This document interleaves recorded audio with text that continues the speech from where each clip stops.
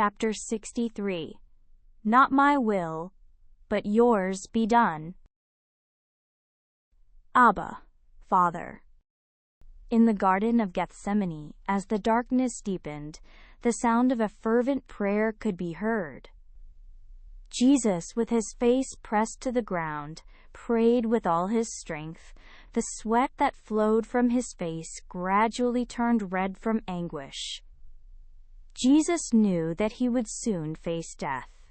Yet the pain he would suffer before dying was not the real issue.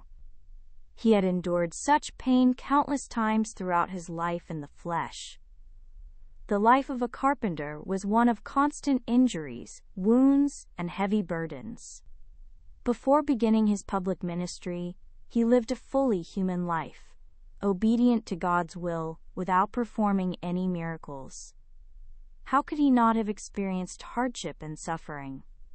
Even so, this too was the Father's will, and through such obedience, he came to understand people more deeply, making those years truly meaningful. So no matter how difficult, the physical pain that awaited him was something he could bear. But death was entirely different. Death meant losing his life, and, more than that, being separated from God, who is life itself. And it was not just any death. He would have to die on the cross, bearing the sins of the whole world, and, because of those sins, be forsaken by the Father. It was this reality, being abandoned by God, that truly troubled Jesus. "My Father, all things are possible to you. If it is possible, if you are willing, please remove this cup from me. Nevertheless, not what I desire, but what you desire. Not my will, but yours be done." It was not impossible for God to take away the suffering from his Son. People are precious to God and deeply loved by him, but none could ever be more precious than his Son, who is one with him. Since God himself began this plan, he could have stopped it at any time. God is above all things, and even his omnipotence is subject to his will. He has the freedom to remain almighty, or to lay aside his omnipotence and come in the humble form of a human being.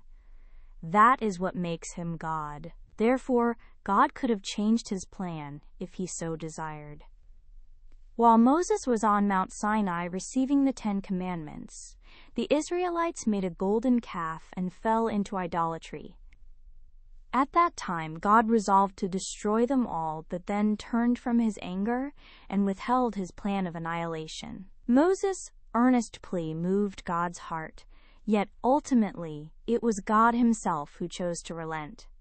Just as he did then, God could have done the same now. Yet both God and his Son knew he would never make such a decision, for if the plan were abandoned here, how could humanity ever be saved?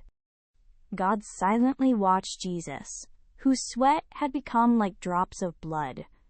The pain of separation that Jesus would face on the cross would be unbearable, but Jesus would fulfill his mission perfectly. Jesus finished his prayer and rose to approach the disciples. However, they were asleep, exhausted from their sorrow at seeing Jesus in distress. "Simon, are you sleeping?" Startled by Jesus' voice, the disciples, who had drifted into a light sleep, opened their eyes. Yet their heavy eyelids would not move as they wished. "Why do you sleep? Couldn't you watch with me for 1 hour? Rise and pray that you may not enter into temptation. The spirit indeed is willing, but the flesh is weak." Although Jesus' words were a rebuke, they were spoken with understanding. How could Jesus not know the disciples' struggles? He left them and returned to pray again. "My Father, if this cup can't pass away from me unless I drink it, your desire be done." After the first prayer, which was like a storm, the second prayer showed less anguish than the first. Jesus, who often withdrew from people during his public ministry to converse with God alone, was also gaining the strength to fulfill his mission through prayer today. After finishing his second prayer, Jesus returned to the disciples, who were now in a deeper sleep. Jesus looked at their faces for a moment before turning away. The disciples, startled by the sound of his footsteps, woke up to see Jesus walking away. They were at a loss for words, unsure how to comfort him. Shortly after, a prayer similar to the previous two was heard. However, now the words were not about taking the cup away, but rather about doing God's will, and much more strength was put into those words. It was as if he was now affirming his readiness to receive the cup given by the Father. Jesus finished his final prayer and came to the disciples, saying, "Sleep on now and take your rest. It is enough. Behold, the hour is at hand. The Son of Man is betrayed into the hands of sinners. Arise, let us be going. Behold, he who betrays me is at hand." As the disciples turned, they saw a procession of many torches and lanterns approaching rapidly. Judas Iscariot was leading the crowd sent by the chief priests, Pharisees, and elders of the people to the Garden of Gethsemane. This was a place where they had often gathered during the festival, and he knew well where Jesus would be. Initially, they went to the house where they had eaten, but had the crowd hide nearby, and with Malchus, the high priest's servant, he knocked on the door. The son of the house, who had been sleeping, came out wrapped in a blanket and told them that Jesus had already left.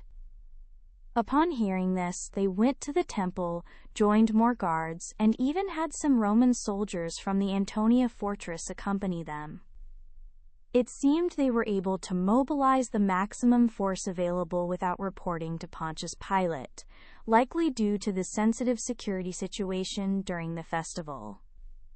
For them being sensitive to the security situation during the festival, the sudden actions of the temple guards must have seemed unusual, so they were likely responding to the unexpected situation. However, as they were closely connected with the high priest, they would not interfere with this matter. Judas Iscariot glanced around at the crowd walking with him. It was obvious at a glance how tense they all were. Of course, to them, Jesus and his disciples, so strongly supported by the people, must have seemed like formidable enemies. That must be why they were carrying so many swords and clubs. Still, Judas was certain that Jesus would allow himself to be captured without resistance. Hadn't he repeatedly said that this was God's will? For his words to be fulfilled, Jesus would not fight back at all. The only thing Judas couldn't predict was how the other disciples might react. There were so many hot-tempered ones among them. The best outcome would be for the disciples to become frightened by this crowd and run away. Judas knew that, having taken on this role, it wouldn't be easy to face them later, but if Jesus were released, he would have to meet them again anyway. He didn't want any of them to get hurt. Since they carried no weapons, surely they wouldn't dare to resist.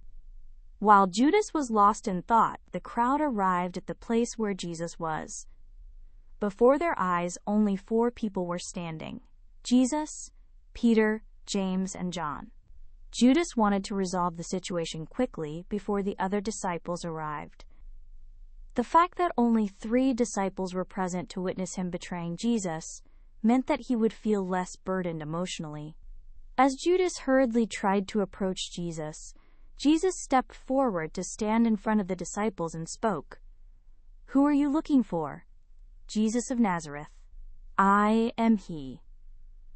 When Jesus boldly revealed himself, Judas was startled and stepped back. As a result, the people standing behind him also retreated, and some even fell to the ground. Jesus asked again, "Who are you looking for?" "Jesus of Nazareth." "I told you that I am he. If therefore you seek me, let these go their way." Jesus pointed to the disciples standing nearby, as well as the others who had come closer, startled by the light. As things began to unfold differently than he had planned, Judas Iscariot started to hesitate. Suddenly, he wondered if betraying Jesus was truly the right thing to do. But the circumstances gave him no time to pause.